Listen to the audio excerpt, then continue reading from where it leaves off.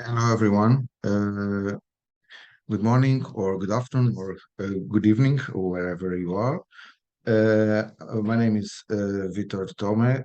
I'm from Portugal, and I would like to thank you very much, Eurasia Research and Teaching and Education Research Association, for this invitation to take part on the Terra International Summit. It's for me a pleasure and honor to be here and to share uh, this research with you. If you allow me, I would like to share my screen with you.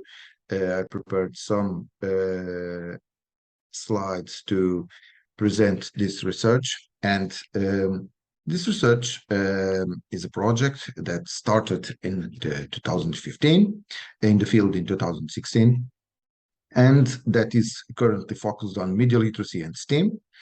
uh, how very young children can become social actors in their own lives, in their local communities, in their countries, in their national communities. But we will focus on this, especially on local communities.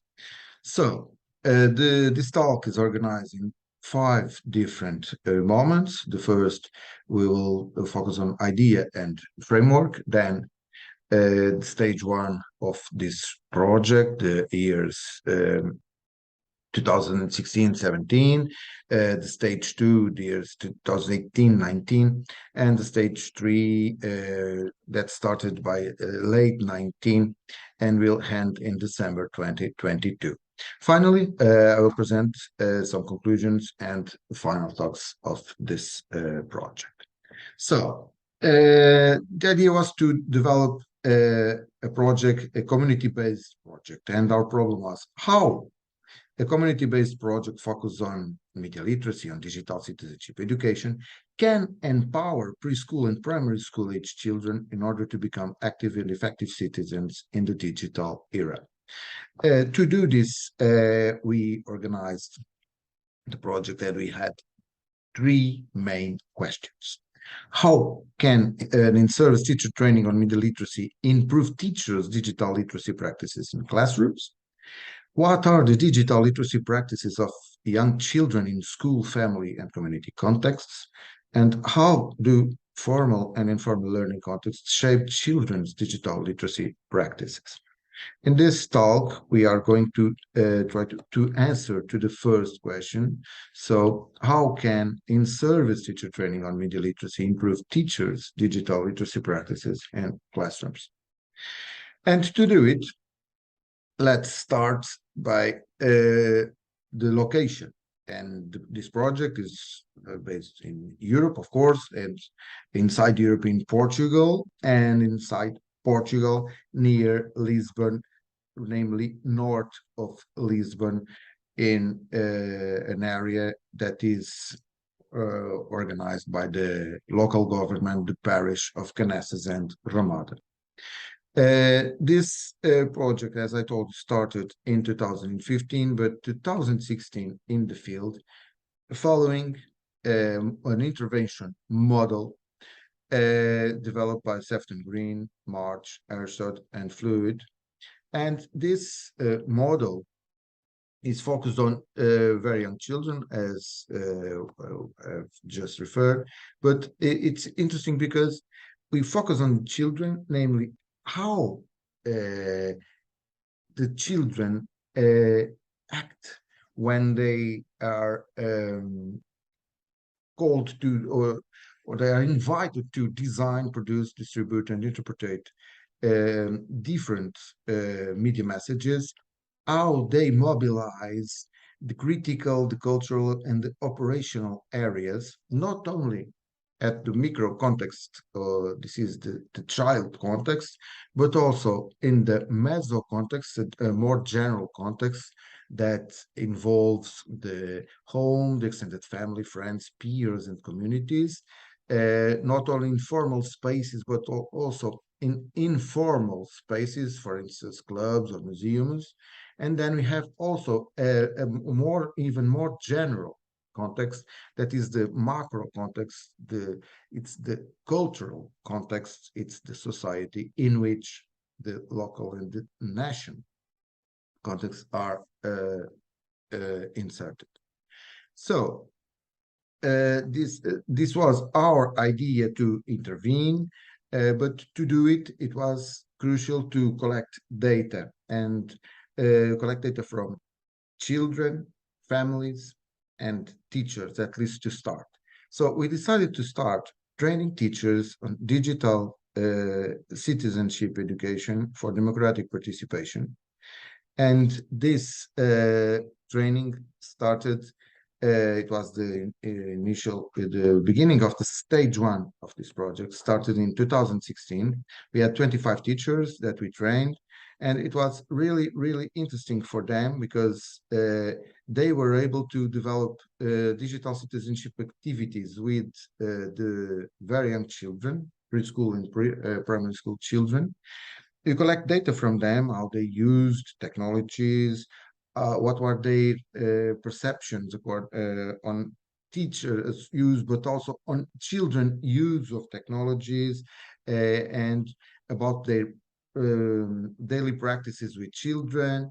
And after collecting this data from teachers, we were able to interview uh, 38 children and their parents. And so having all this data in mind from teachers, from families and children, and also from the training, we established an intervention plan according to the teachers and parents and children, of course. And this intervention plan its implementation started in September 2016. From this plan, one of the main outputs was the school newspaper, the Busybody, a printed school newspaper, because 10% of the families had no internet access at home. And so it was important to include all of them. We discussed the main stories of these three first editions were the first one on the left, being a digital citizen, in the center, how to have a school without violence, and third one on the right, how the children imagine the playgrounds in schools. The school newspaper was called the Busybody, and the logo and the name was chosen by the children through the context that was organized at school level. They also discussed the forest fires. They tried to help local and national authorities on reforestation. They were really, really keen to participate, and they were able to do it. They discussed human rights and democracy. It was really interesting. How can they achieve to understand how human rights, how children's rights are key? Um, they had the opportunity to write to the Ministry of Education, because the Ministry of Education visited the school, and they asked them, okay, we need this and this, and the minister told them, okay, you can write me a letter, and they did it. They wrote a letter to the Ministry of Education, and the Ministry of Education got the letter. On stage two, after 2017, we focused on a model developed by the Council of Europe, the Digital Citizenship Education building or temple. That the basis are the competences for democratic culture. This is the values, attitudes, skills, knowledge, and critical understanding that each citizen needs to be an active and effective citizen today. And also on 10 digital citizenship domains. One of these 10 domains are media and information literacy. That was the most important one, but all the others are mobilized also through this project. And so we focus on policies, actors, strategies, infrastructures and resources, and on evaluation. Assessment is key in this project. So in 2018, we decided to organize, because the teachers asked us, we decided to organize a new training course on media literacy at school newspapers.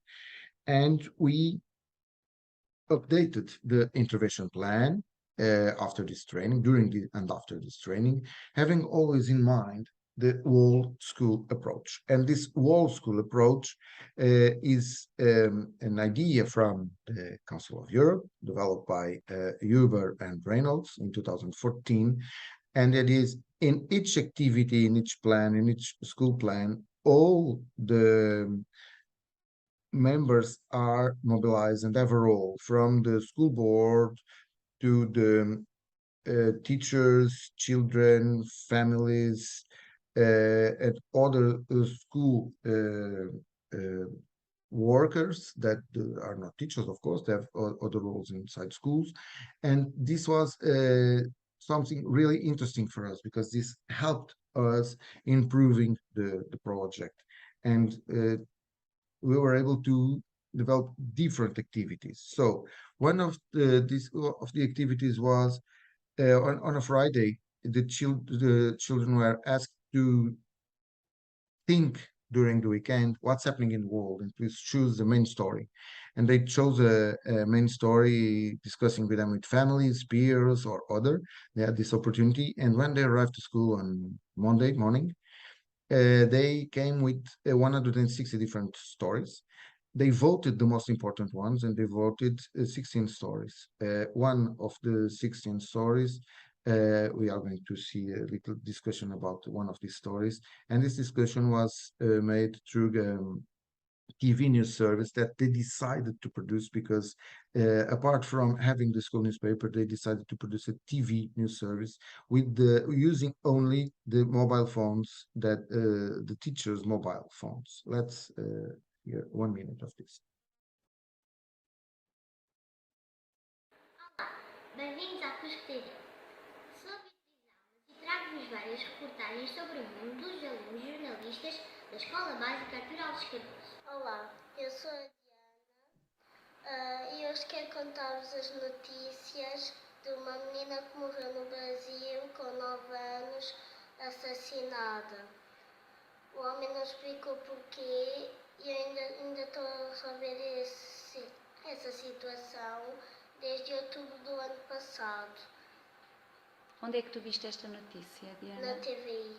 E tu costumas ver notícias na TVI? Sim. E noutros sítios também? Sim. Conta-me lá, porquê que escolheste esta notícia? Chamou mais a atenção. E porquê que te chamou assim mais a atenção? Porque era uma criança ainda pequenininha e eu preocupei muito. After that, we showed the TV news service to the parents, and we discussed this with the school psychologist, and we told parents, please discuss the news stories with your children, because they like to hear about what's happening in the world, but they fear the news because in some cases they don't understand.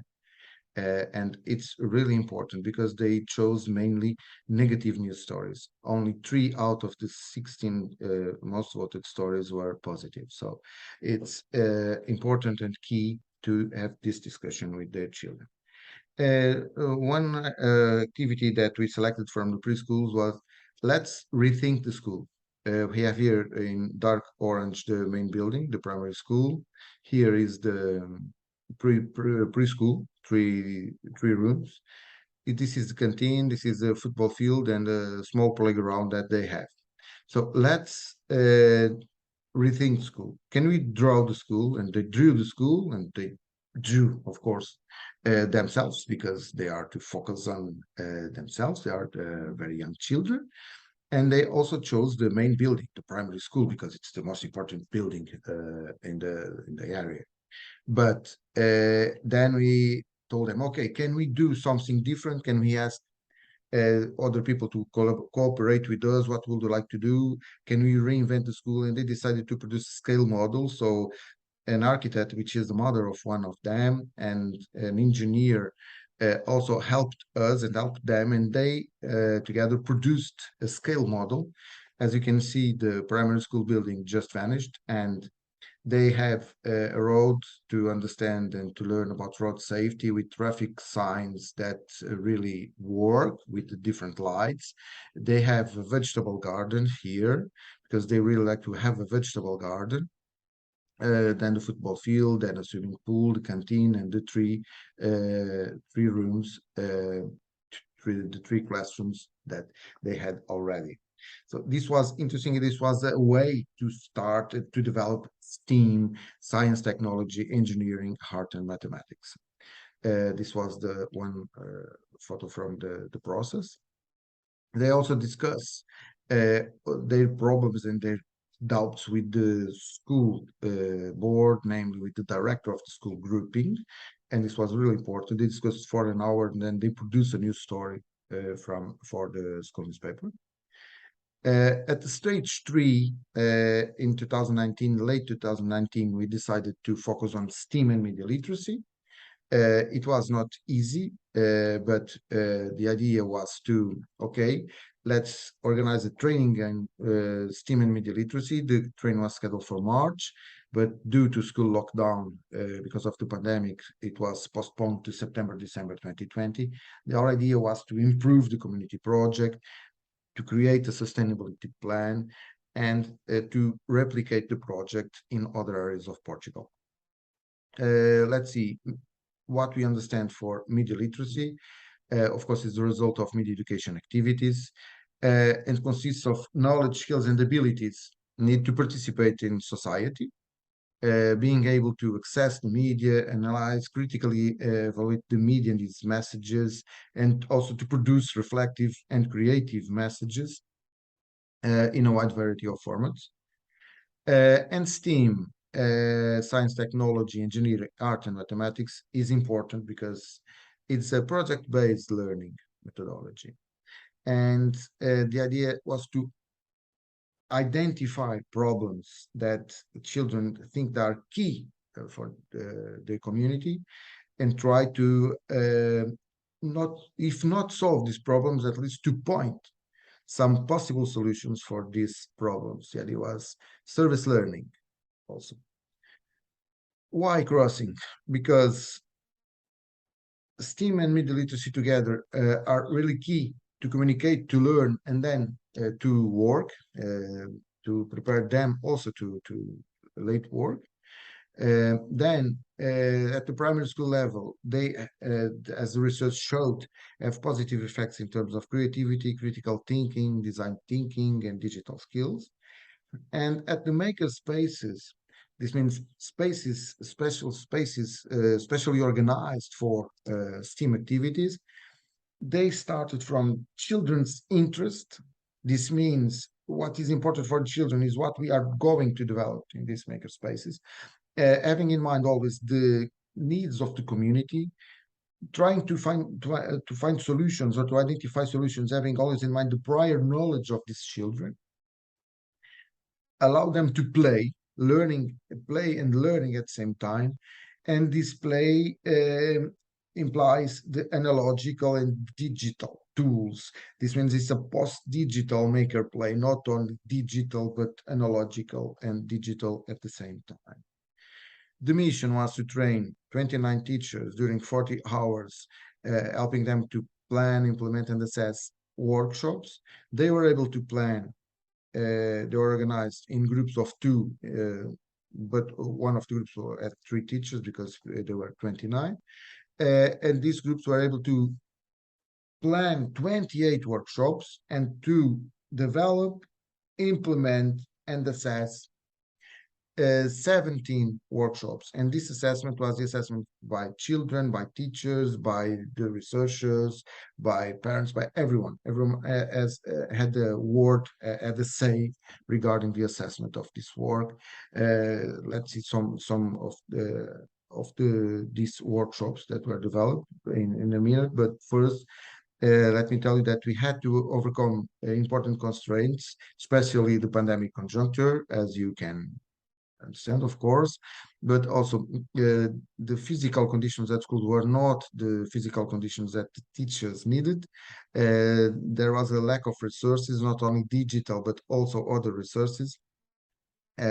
Children in most cases were not prepared to develop some activities, and it was difficult because the diversity is very important, but in some cases we need to help or to create strategies to help some participants because they were not prepared, and teachers, of course, they were lacking some training on STEAM. That's why we were working on it with them. But they were able to overcome these constraints through reflection and monitoring, doing this on a daily basis, on a permanent basis. They help children improving their competencies by trial and error, and they work together. Teachers from different areas, from the second cycle, from math, science, arts, preschool teachers, primary school teachers, they work together as the students. They really collaborate among. There was an important collaboration among students. In some cases, teacher resources were used, and the teachers worked after hours, and also the families and the community really helped them. So we are able to produce, for instance, the vegetable garden. Children are responsible for the vegetable garden. They organize everything.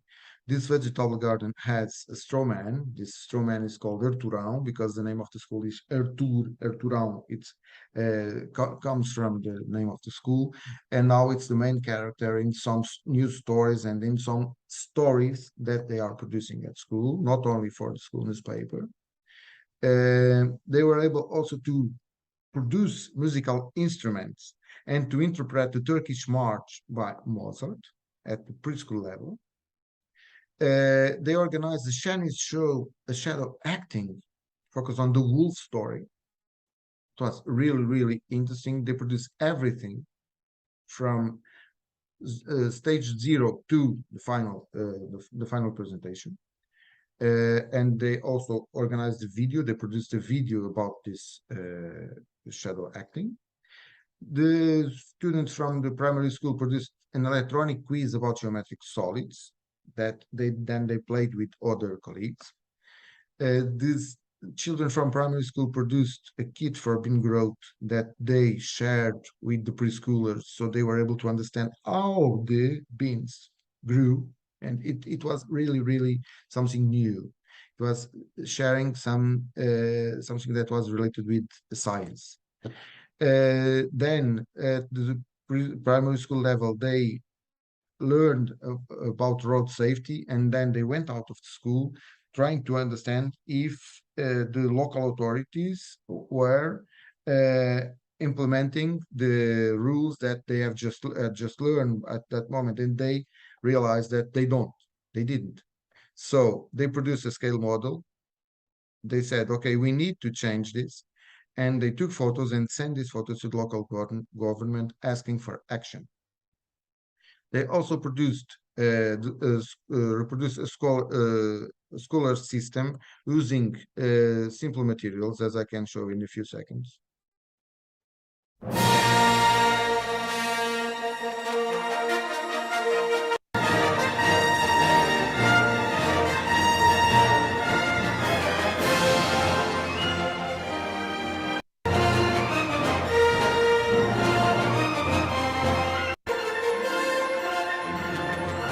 This is the K line, and this is a microwave device. So it was important to improvise because we had not all the resources that we needed, but they were able anyway to produce this with the support from teachers and from an engineer. It was possible to produce an object that now is used by other children at the school level and also in other schools from the school grouping. We also produced a sense-making practices handbook. This sense-making practice handbook was related with the YouTube channel because all the families had internet access at that moment. And also we produced the online school newspaper through which we continue to make available the PDF versions of the printed version. This book was focused on the main models that we have internationally and on the educational policies in Portugal. And all the plans had the plan in itself, but also a QR code. And this QR code gave access directly to the video that respect this workshop. So from each workshop, they produced a media message, a video explaining the process and the product, the result of this workshop. It was really, really interesting. They like to produce the workshops, to participate in the workshops, the preschoolers and also the primary schoolers. They are not sure about if they are prepared to face difficulties. They were, but they didn't understand it. It's something that we are discussing with them. The teachers identified positive aspects, namely the appropriateness of the workshop team, sharing experiences, the idea and practices, the cooperation with other teachers from other scientific areas, the interdisciplinary cooperation, as we called it, the usefulness of learning, and the creation of resources, as we have just seen, for instance, the model. The two models, one from the university and the other from the school. And to conclude, let me tell you that in 2016, focusing now on technologies were a surprise because teachers were not aware that children really used technologies. They were not aware. They were surprised when they realized that they were heavy users. In 2018, technologies were more related with the advantages because yes, it's interesting because they are okay to motivate students, they are okay to learn. And in 2020 they are not something that they used to motivate, but they are a necessity. It's key to develop the workshops and to produce videos from these workshops. So surprised, advantages, necessity. The workshops are based on the interests of children. They are associated with play and creativity to learning. They encourage cooperation, promote participation and social intervention. This means they involve children on assessment, giving them a voice to improve the workshops and the assessment forms, but also to change school, to change the community, to change the world. And answering the problem, okay, how can in-service teacher training on media literacy improve teachers' digital literacy practices? Teachers through these trainings can develop activities with their pupils using traditional and or digital technologies, especially during in-service teacher training courses. This is important. So we must give them the will. We are someone that are supporting them, but children have the main ideas. The teachers help them developing these ideas, and the researchers help the teachers. To what extent a community-based project can empower preschool and primary school age children? The methodological model is suitable because they developed competencies, digital literacy competencies. The children and teachers, and of course all the members involved in the project, and offer them. But it's key to offer children the opportunity to provoke social changes. And it was my talk. Thank you very much for your attention, and I will be honored to answer to your questions. Thank you very much again.